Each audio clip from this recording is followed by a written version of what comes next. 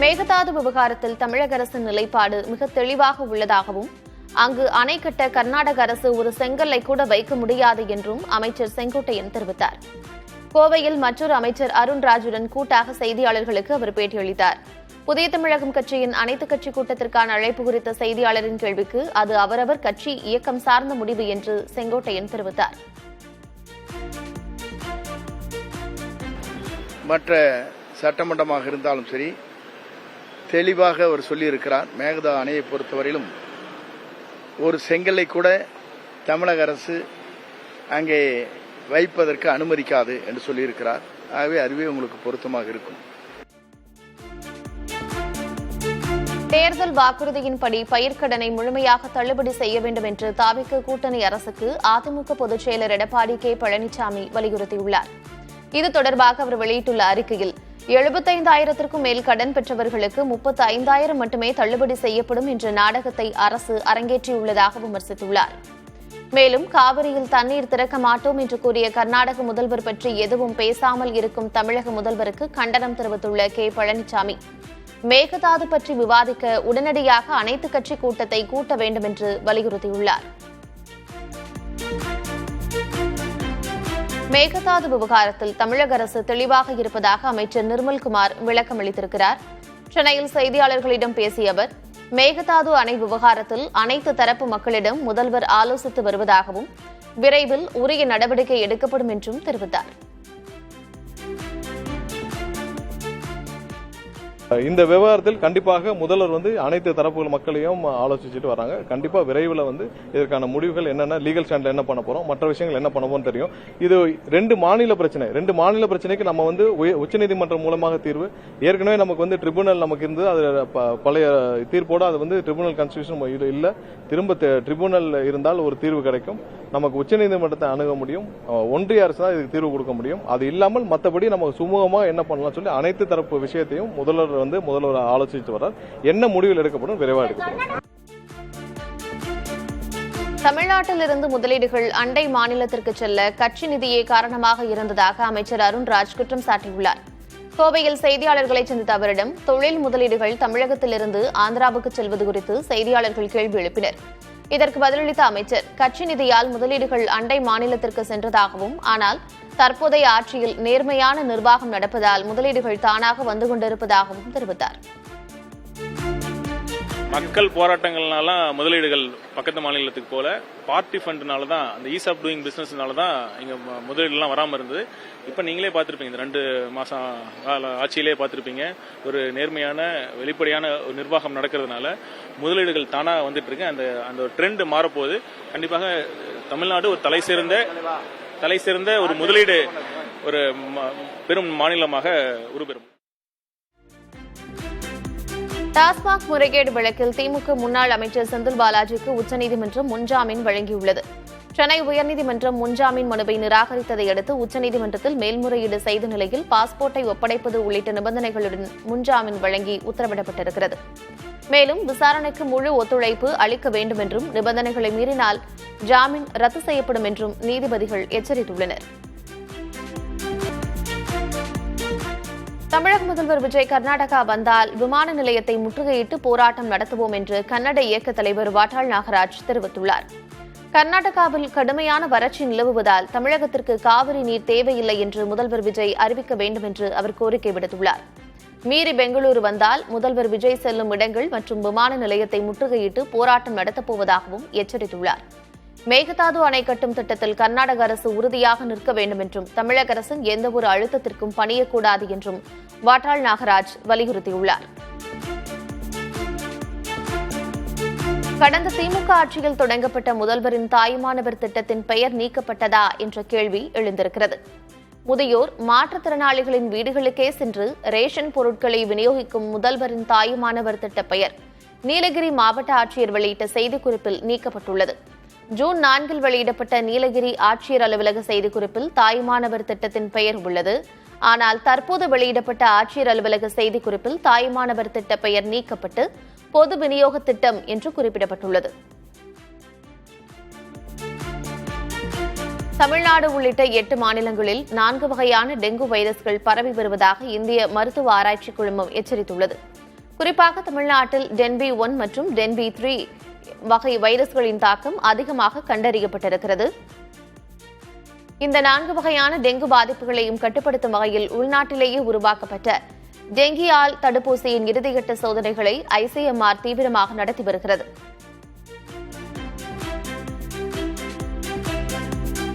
விழுப்புரம் மாவட்டத்தில் பல்வேறு புதிய கட்டடங்களை அமைச்சர் ஆனந்த் திறந்து வைத்தார். முன்னதாக ஆட்சியர் அலுவலகம் பின்புறமாக உள்ள கோயிலில் சாமி தரிசனம் செய்தார். தொடர்ந்து பனையபுரத்தில் நடைபெற்ற நிகழ்ச்சியில் மகளிருடன் உரையாடிய அமைச்சர் பட்டா மற்றும் 100 நாள் வேலை திட்டம் தொடர்பான கோரிக்கைகள் மீது உடனடியாக நடவடிக்கை எடுக்க அதிகாரிகளுக்கு உத்தரவிட்டார். திருச்செந்தூர் முருகன் கோயிலில் முடி காணிக்கை செலுத்தும் பக்தர்களிடம் விதிமீறி கட்டணம் பெறப்படுவதாக புகார்கள் எழுந்துள்ளன. இது தொடர்பாக புதிய தலைமுறை நடத்திய கள ஆய்வில் முடிகாணிக்கை செலுத்தும் நபரிடம் 100 ரூபாயும் பூமுடி செலுத்தும் பெண்களிடம் 50 ரூபாயும் பெறப்படுவது தெரியவந்துள்ளது. இது தொடர்பாக இணை ஆணையர் அருணாச்சலத்திடம் தெரிவித்த போது உரிய விசாரணை நடத்தப்படும் என்று கூறியிருந்தார். ஆனால் இதுநாள் வரையிலும் எந்தவித நடவடிக்கையும் எடுக்கவில்லை என்று பக்தர்கள் குற்றம் சாட்டியுள்ளனர். இதனிடையே குறைந்த ஊதியமே வழங்கப்படுவதால் பக்தர்களிடம் பணம் வசூலிக்கும் நிலை உள்ளதாக முடி திருத்தும் பணியாளர்கள் தெரிவித்துள்ளனர். உரிய விசாரணை நடத்தி நடவடிக்கை எடுப்பதாக கோயில் நிர்வாகம் சார்பில் உறுதியளிக்கப்பட்டுள்ளது.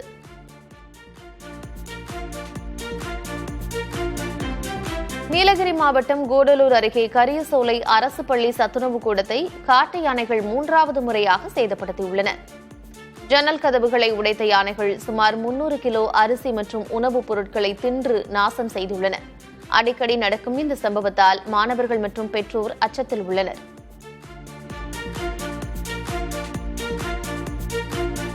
தஞ்சாவூர் மாவட்டம் ஒரத்தநாடு அருகே 5 ஆண்டுகளுக்கு ஒரு முறை நடைபெறும் கிடாவெட்டு பூஜை சிறப்பாக நடைபெற்றது. தளிகை விடுதி கிராமத்தில் காவல் தெய்வங்களுக்கு நடைபெறும் கிடாவெட்டு பூஜையில் ஆண்கள் மட்டுமே பங்கேற்க வேண்டும் என்பது நம்பிக்கையாக உள்ளது. அதன்படி 200 ஆண்டுகளுக்கு மேலாக நடைபெறும் பாரம்பரிய விழாவில் 10க்கும் மேற்பட்ட கிராமங்களைச் சேர்ந்த சுமார் 20,000 ஆண்கள் பங்கேற்றனர். விழாவில் 800க்கும் மேற்பட்ட ஆடுகளை வெட்டி பூஜை செய்யப்பட்டு சுட சுட கிடா விருந்து வைக்கப்பட்டது.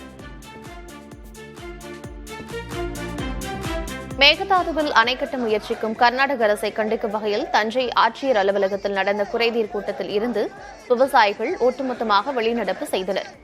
மேகதாதுவில் அணை கட்டுவதை தடுத்து நிறுத்த வேண்டும் என்றும் தமிழகத்திற்கு உரிய தண்ணீரை பெற்றுத்தர வேண்டும் எனவும் வலியுறுத்தி விவசாயிகள் போராட்டத்தில் ஈடுபட்டனர். தஞ்சை மாவட்டத்தை வறட்சி பாதித்த மாவட்டமாக அறிவிக்க வேண்டும் என்றும் விவசாயிகள் கோரிக்கை விடுத்தனர். அணைக்கட்டுங்கிற பேர்ல இன்னைக்கு விவசாயிகள் வயிற்றுல அடிக்கிற வேலையை இன்னைக்கு கர்நாடக அரசு செய்து அதுக்கு ஜல்சக்தி செய்வன அமைச்சர் என்ன பண்றாருன்னா துணை போறாரு. மத்திய அரசு துணை போகுது. அதனால 2 வேடம் போட்டு இன்னைக்கு காவிரி டெல்டாவை பாலைவனமாக்குகிற முயற்சியை கடுமையாக செய்து கொண்டிருக்கிறார்கள். அதை வன்மையாக கண்டித்தோம். அதே போல ஒரு கடுமையான பாதிப்பை இந்த காலத்திலே தண்ணீர் இதுவரைக்கும் வரல, குறுவை எல்லாம் எதுவுமே இல்லை. மிகப்பெரிய தஞ்சை மாவட்டம் மிகப்பெரிய பாதிப்பை வறட்சியை சந்தித்திருக்கிறது. அதனால் வறட்சி பாதித்த மாவட்டமாக உடனடியாக அறிவிக்க வேண்டும் என்று விலை கிலோவுக்கு 6 ரூபா 7 ரூபா 10 ரூபா வரைக்கும் ஏறி போயிருச்சு. அதிகபட்சம் 8 ரூபா வரைக்கும் ஏறிடுச்சு. இப்படி பஞ்சம் வந்தா எப்படி நாங்கள் விவசாயிகள் சாப்பிட முடியும்? நாங்களும் உணவு தேடி வெளியில் அலைய வேண்டிய சூழலை ஏற்படும் போல இருக்கு. மதுரை மாவட்டம் வாடிப்பட்டி அருகே ஐயங்கோட்டை பகுதியில் விசிக கொடிக்கம்பத்தை அகற்ற முயன்றதால் காவல்துறையினருடன் தள்ளுமுள்ளி ஏற்பட்டது. இந்த பகுதியில் ஏற்கனவே இருந்த விசிக கொடிக்கம்பத்திற்கு அருகில் புதிய தமிழகம் கட்சியின் கொடிக்கம்பம் அமைக்கப்பட்டது. இதனை திறக்க விசிகவினர் எதிர்ப்பு தெரிவித்தனர். அவர்களுடன் பேச்சுவார்த்தை நடத்திய வருவாய்த்துறை மற்றும் காவல்துறை அதிகாரிகள் 2 கொடிக்கம்பங்களையும் அகற்ற முடிவு செய்ததாக கூறப்படுகிறது.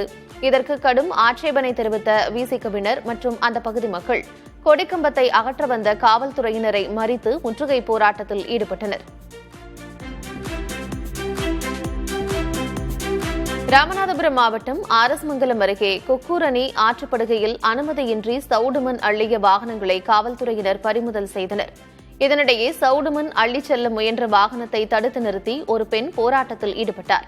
அவரிடம் பேசிய மூதாட்டி அதிகாரிகளுக்கு பணம் கொடுத்ததாக கூறிய வீடியோ வைரலாகி வருகிறது. இந்நிலையில் சவுடுமண் அள்ளியவர்கள் தொடர்பாக தகவல் சேகரிக்கப்பட்டு உரிய நடவடிக்கை எடுக்கப்படும் என்று வட்டாட்சியர் உறுதியளித்துள்ளார்.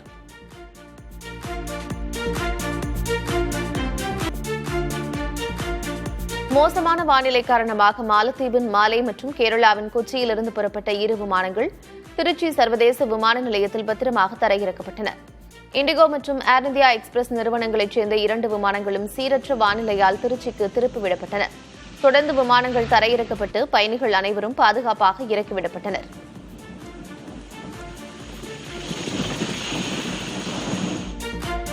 கோடியக்கரை அருகே நடுக்கடலில் இன்ஜின் பழுதாகி 2 நாட்களாக தத்தளித்த ராமநாதபுரம் மாவட்டத்தைச் சேர்ந்த 6 மீனவர்கள் பத்திரமாக மீட்கப்பட்டனர். மீனவர்கள் கொடுத்த தகவலின் பேரில் நாகை மீன்வளத்துறையினர் உணவு, குடிநீருடன் சென்று மீட்புப் பணியில் ஈடுபட்டனர். மீட்கப்பட்ட மீனவர்கள் அனைவருக்கும் தேவையான உதவிகள் செய்யப்பட்டு நாகை துறைமுகத்திற்கு அழைத்து வரப்பட்டனர். சென்னையில் சொத்து தகராறு காரணமாக தாய் மற்றும் தம்பியை 2 சகோதரர்கள் அடித்தே கொன்ற சம்பவம் அதிர்ச்சியை ஏற்படுத்தியுள்ளது. அண்ணா நகரில் பல் மருத்துவரான அஷ்ரப் அகமது தாயாருடன் வசித்து வந்துள்ளார். சுமார் 1 கோடி ரூபாய் மதிப்புள்ள குடும்ப சொத்தை விற்று பங்கீடு செய்வது தொடர்பாக அவர்களது சகோதரர்களுடன் தகராறு ஏற்பட்டதாக கூறப்படுகிறது. இந்நிலையில் டாக்டர் அஷ்ரப் அகமதும் அவரது தாயாரும் உடலில் காயங்களுடன் வீட்டில் உயிரிழந்து கிடந்தனர். இது தொடர்பாக விசாரணையில் தாய் மற்றும் தம்பியை அடித்து கொலை செய்ததாக 2 சகோதரர்களும் ஒப்புக்கொண்டதாக தெரிகிறது. இதனையடுத்து இருவரையும் காவல்துறையினர் கைது செய்தனர். ஸ்ரீவில்லிபுத்தூர் அருகே உள்ள ரெங்கபாளையம் ஊராட்சி ஒன்றிய தொடக்கப்பள்ளியில் மாணவர்களின் எண்ணிக்கை 19 குறைந்துள்ளதால் அரசு உரிய நடவடிக்கை எடுக்க வேண்டும் என்று சமூக ஆர்வலர்கள் கோரிக்கை விடுத்துள்ளனர். மேலும் இந்த பள்ளிக்கு இதுவரை சுற்றுச்சுவர் கட்டப்படாததால் மாணவர்களின் பாதுகாப்பு கேள்விக்குறியாகியுள்ளதாகவும் அரசு பள்ளிகளில் மாணவர் சேர்க்கையை அதிகரிக்க விழிப்புணர்வை ஏற்படுத்த வேண்டும் எனவும் பெற்றோர் வலியுறுத்தியுள்ளனர். இதுகுறித்து வட்டார வளர்ச்சி அலுவலர் காமராஜிடம் கேட்டபோது பெற்றோர் கோரிக்கை குறித்து மாவட்ட நிர்வாகத்திற்கு தெரியப்படுத்தப்படும் என்று தெரிவித்தார். நீலகிரி மாவட்டம் கூடலூர் அருகே உள்ள பாடந்துறை 4வது மைல் பகுதியில் திடீரென சாலையில் ஓடி வந்த யானைகளால் மக்கள் அச்சமடைந்தனர்.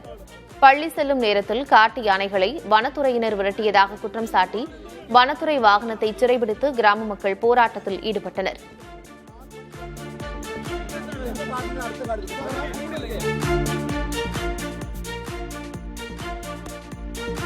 சென்னையில் விமான பயணியிடம் சுங்கத்துறை அதிகாரி என்று கூறி நகை பறித்த நபர் கைது செய்யப்பட்டார். கோவையிலிருந்து சென்னை விமான நிலையத்திற்கு வந்த பயணியின் 6.25 சவரன் நகையை பரிசோதிக்க வேண்டும் என்று கூறி சையத் முஷ்ரப் என்பவர் பறித்து சென்றுள்ளார். இதுகுறித்து பயணி அளித்த புகாரின் அடிப்படையில் சையத் முஷ்ரப் கைது செய்யப்பட்டார்.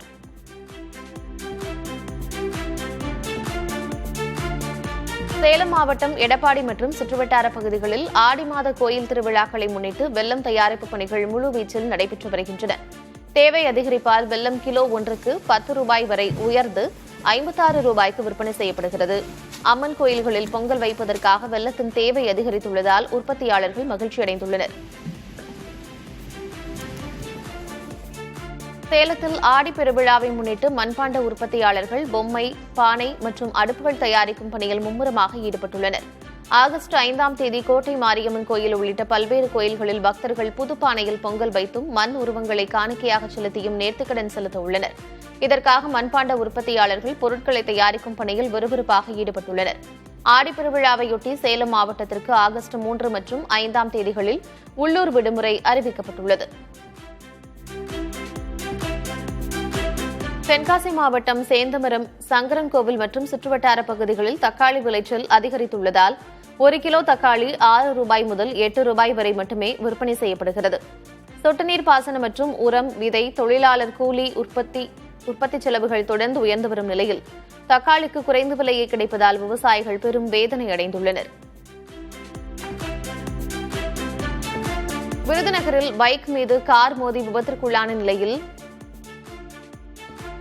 பைக்கை தீப்பொறி பறக்க சாலையில் இழுத்து சென்ற சம்பவம் பெரும் பரபரப்பை ஏற்படுத்தியுள்ளது. அரசு மருத்துவமனைக்கு வந்த விஜயகுமார் என்பவர் மதுபோதையில் காரை இயக்கி இருசக்கர வாகனத்தின் மீது மோதியதுடன் வாகனத்தை நிறுத்தாமல் அப்படியே இழுத்து சென்றுள்ளார். பின்னர் பொதுமக்களின் உதவியுடன் காவல்துறையினர் அவரை மடக்கி பிடித்து விசாரித்து வருகின்றனர்.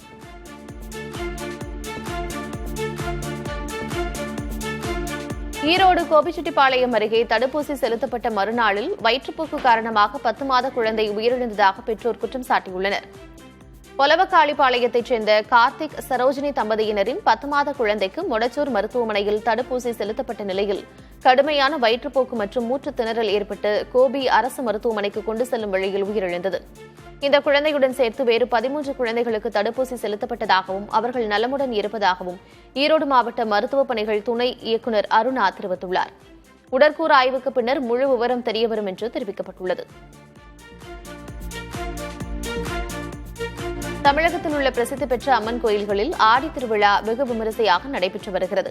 ஆடி 3வது வெள்ளியை முன்னிட்டு வேலூர் மாவட்டம் காட்பாடி அருகே வஞ்சியம்மன் கோயிலில் அம்மனுக்கு 30 லட்சம் ரூபாய் நோட்டுகள் மற்றும் நாணயங்களை கொண்டு மகாலட்சுமி அலங்காரம் செய்யப்பட்டது. ரூபாய் நோட்டுகளால் அலங்கரிக்கப்பட்ட அம்மனை தரிசிக்க ஏராளமான பக்தர்கள் குவிந்தனர். திருப்பூர் கோட்டை மாரியம்மன் கோயிலில் பக்தர்கள் நீண்ட வரிசையில் காத்திருந்து தரிசனம் செய்தனர். கிருஷ்ணகிரி பெரிய மாரியம்மன் ஆலயத்தில் ஆடி வெள்ளிக்கிழமையொட்டி அம்மனுக்கு 1008 தாமரை மலர்களால் அலங்காரம் செய்யப்பட்டது. ஆடி வெள்ளியையொட்டி அரியலூர் மேலத்தெருவில் அமைந்துள்ள பிரசித்தி பெற்ற பெரியநாயகி அம்மன் கோயிலில் 108 பட்டுப் புடவைகளால் அம்மனுக்கு சிறப்பு அலங்காரம் செய்யப்பட்டது. ஏராளமான பக்தர்கள் தரிசனம் செய்தனர். தமிழ்நாட்டில் ஒரு வாரத்திற்கு மழை பெய்யக்கூடும் என்று சென்னை வானிலை ஆய்வு மையம் அறிவித்துள்ளது. கோவை மற்றும் நெல்லை மாவட்டங்களின் மலைப்பகுதிகள், நீலகிரி, தேனி, கன்னியாகுமரி மாவட்டங்களின் ஓரிரு இடங்களில் இன்று கன முதல் மிக கனமழை பெய்யும் என்றும், இதர மேற்கு தொடர்ச்சி மலை மாவட்டங்கள், வடகடலோர தமிழகத்தில் மிதமான மழை பெய்யும் எனவும் கணிக்கப்பட்டுள்ளது. ஒரு சில இடங்களில் மணிக்கு 40 முதல் 50 கிலோமீட்டர் வேகத்தில் பலத்த காற்று வீசும் என்று எச்சரிக்கப்பட்டுள்ளது.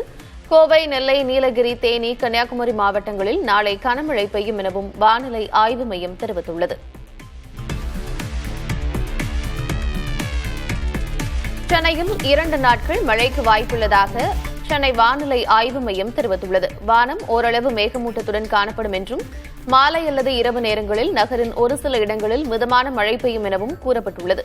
அதிகபட்ச வெப்பநிலை 38 டிகிரி செல்சியஸை ஒட்டியும், குறைந்தபட்ச வெப்பநிலை 27 முதல் 28 டிகிரி செல்சியஸை ஒட்டியும் இருக்கக்கூடும் என்று தெரிவிக்கப்பட்டுள்ளது.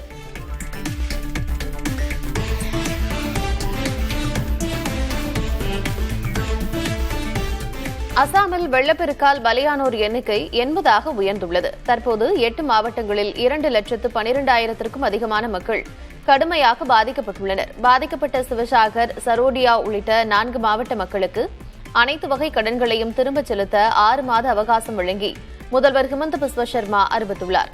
அத்துடன் வெள்ள நிவாரணப் பணிகளுக்காக மத்திய அரசிடமிருந்து சிறப்பு உதவி தொகுப்பையும் அசாம் அரசு கோரியுள்ளது. குஜராத்தின் சூரத்தில் பெய்த கனமழையின் காரணமாக நகரின் முக்கிய பகுதிகள் வெள்ளத்தில் மூழ்கியுள்ளன. சூரத்தின் பாண்டேசரா, பஞ்சமுகி கோவில் அருகே உள்ள சாலைகள் மற்றும் நகரின் முக்கிய சாலைகளில் அதிக அளவில் மழைநீர் சூழ்ந்திருப்பதால் போக்குவரத்து கடுமையாக பாதிக்கப்பட்டது. வெள்ளத்தில் செல்ல முயன்ற பல வாகனங்கள் நடுவழியிலேயே பழுதாகி நின்றன. நகரின் பிற தாழ்வான பகுதிகளில் மழைநீர் சூழும் அபாயம் உள்ளதால் மீட்புக் குழுவினர் மற்றும் மாநகராட்சி ஊழியர்கள் தயார் நிலையில் உள்ளனர்.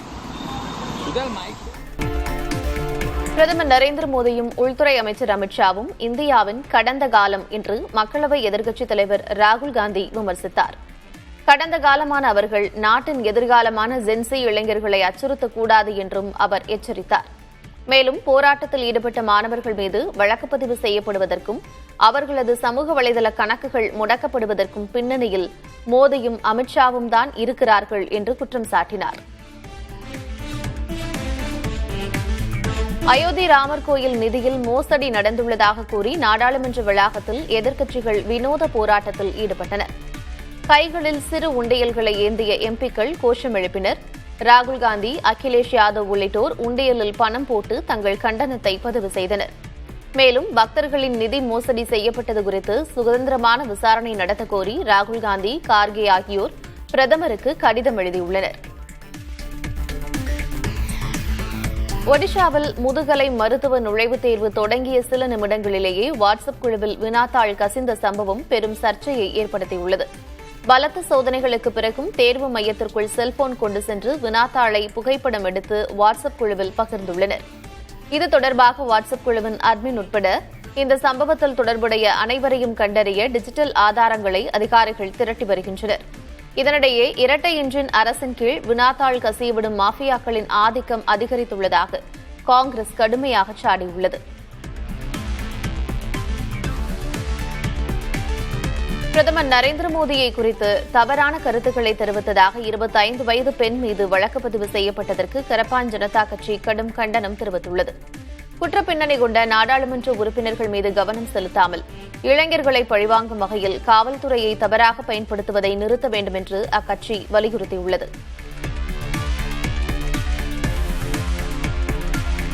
பிரதமர் நரேந்திர மோடியை குறித்து சமூக வலைதளங்களில் அவதூறான காணொலிகளையும் செயற்கை நுண்ணறிவு மூலம் சித்தரிக்கப்பட்ட காணொலிகளையும் பரப்பியதாக மெட்டா இந்தியாவின் தலைவர் அருண் ஸ்ரீனிவாஸ் மற்றும் சில பேஸ்புக் இன்ஸ்டாகிராம் கணக்கு உரிமையாளர்கள் மீது ஹைதராபாத் சைபர் கிரைம் காவல்துறை வழக்குப்பதிவு செய்துள்ளது. நீட் வினாத்தாள் கசிவு தொடர்பான மாணவர் போராட்டத்தின் போது பிரதமரின் உருவத்தை இழிவுபடுத்தும் வகையில் காணொலிகள் வெளியிடப்பட்டதாக பாஜக தரப்பில் அளிக்கப்பட்ட புகாரின் பேரில் இந்நடவடிக்கை எடுக்கப்பட்டுள்ளது.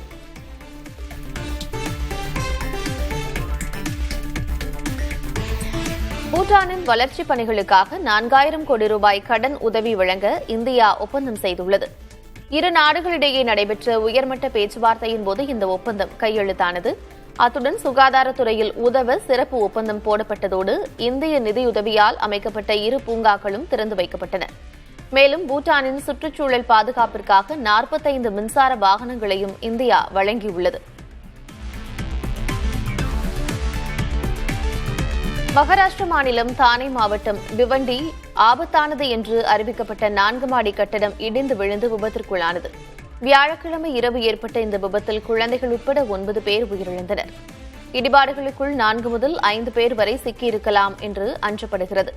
தேசிய பேரிடர் மீட்புப் படை மற்றும் தீயணைப்புத் துறையினர் மோப்பநாய் உதவியுடன் மீட்புப் பணியில் தீவிரமாக ஈடுபட்டுள்ளனர். தானே மாவட்டத்தில் இந்த பருவமழையில் இதுவரை 27 பேர் உயிரிழந்துள்ளனர்.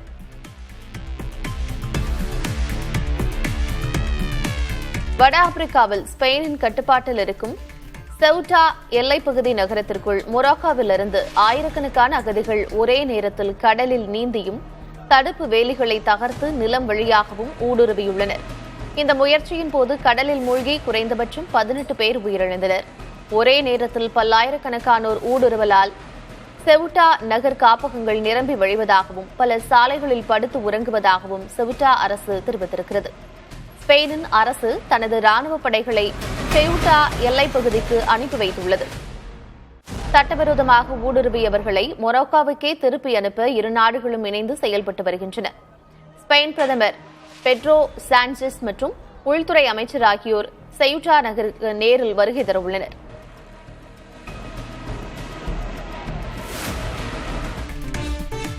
அமெரிக்க பல்கலைக்கழகங்களில் படித்து முடிக்கும் வெளிநாட்டு மாணவர்கள் படிப்புக்கு பிறகு அங்கு பணியாற்ற வழங்கும் OPT விசாக்களுக்கு $1 லட்சம் அதாவது இந்திய மதிப்பில் 96 லட்சம் ரூபாய் கட்டணம் விதிக்க ட்ரம்ப் நிர்வாகம் திட்டமிட்டிருக்கிறது. ஏற்கனவே H-1B விசாக்களுக்கு இதேபோன்ற கட்டணத்தை நீதிமன்றம் ரத்து செய்த நிலையில் இந்த புதிய நடவடிக்கை பரிசீலிக்கப்படுகிறது. இக்கட்டண உயர்வு அமலுக்கு வந்தால் பல்லாயிரக்கணக்கான இந்திய மாணவர்கள் அமெரிக்காவில் பணிபுரியும் வாய்ப்பு பெருமளவில் பாதிக்கப்படும்.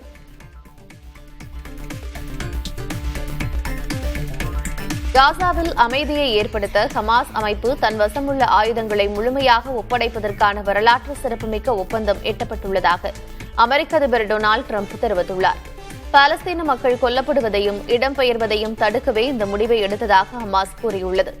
ஆயுதங்களை ஒப்படைப்பதற்கு ஈடாக இஸ்ரேல் படைகள் காசாவிலிருந்து வெளியேற வேண்டும் என்று நிபந்தனை விதிக்கப்பட்டுள்ளதோடு இந்த ஆயுதங்கள் புதிய பாலஸ்தீன நிர்வாகக் குழுவின் கட்டுப்பாட்டில் மட்டுமே இருக்கும் என்றும் ஹமாஸ் தெரிவித்துள்ளது.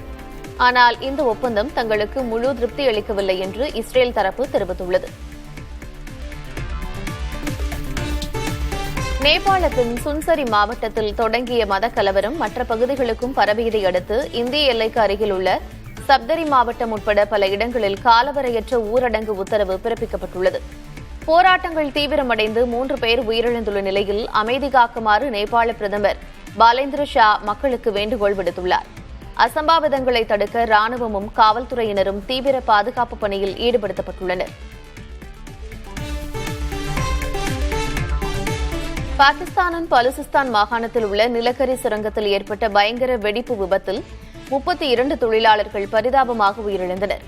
மீத்தேன் வாயு கசிவு காரணமாக ஏற்பட்ட இந்த விபத்தில் மேலும் 10 தொழிலாளர்கள் சுரங்கத்திற்குள் ஆபத்தான நிலையில் சிக்கியுள்ளனர். அங்கு தீவிர மீட்புப் பணிகள் நடைபெற்று வருகின்றன.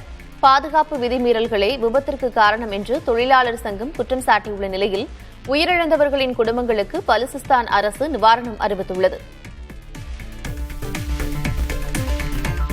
பாகிஸ்தானில் உள்ள பிராட் பீக் மலைச்சிகரத்தில் ஏற்பட்ட பயங்கர பனிச்சரிவில் சிக்கி உலக புகழ்பெற்ற நேபாள மலையேற்ற வீரர் நிர்மல் புர்ஜா உட்பட 10 சர்வதேச வீரர்கள் மாயமாகியிருக்கிறார்கள். 8047 மீட்டர் உயரமுள்ள சிகரத்தில் மலையேறிய போது இந்த விபத்து ஏற்பட்டிருக்கிறது. அவர்களுடனான தொடர்பு துண்டிக்கப்பட்டுள்ள நிலையில் ஹெலிகாப்டர்கள் மற்றும் மீட்புக் குழுவினர் மூலம் அவர்களை தேடும் பணி தீவிரமாக நடைபெற்று வருகிறது.